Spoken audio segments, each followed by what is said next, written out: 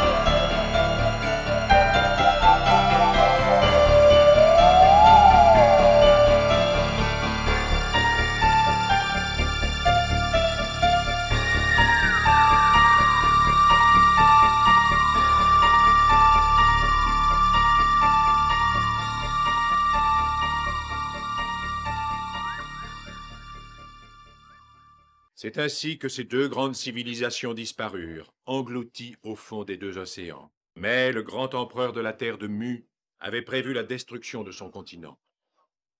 Bien avant la fin tragique de son peuple, il avait fait construire 7 cités d'or en différents endroits de la planète. Et en chacune, il avait fait installer le grand héritage, une source d'énergie pareille au cœur de notre soleil. Les cités d'or furent alors dissimulées sous terre et protégées par des portes indestructibles que seuls 2 pendentifs représentant le soleil permettaient d'ouvrir. Après la destruction de l'empire de Mu, plus personne n'entendit parler des 2 pendentifs. Jusqu'au jour où, bien des siècles et des siècles plus tard, alors que de nouvelles civilisations étaient nées ici et là, et que tout le monde avait oublié jusqu'à l'existence des 2 continents, les médaillons, comme par enchantement, reparurent à la surface de la Terre.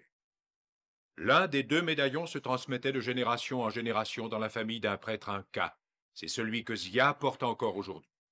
Le second médaillon tomba un jour aux mains d'un homme venu de la grande mer de l'Ouest et arriva jusqu'à Esteban.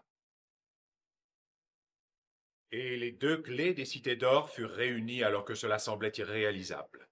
Mais c'était le contraire d'un hasard, car il est écrit: le destin des cités d'or est entre les mains de 2 enfants.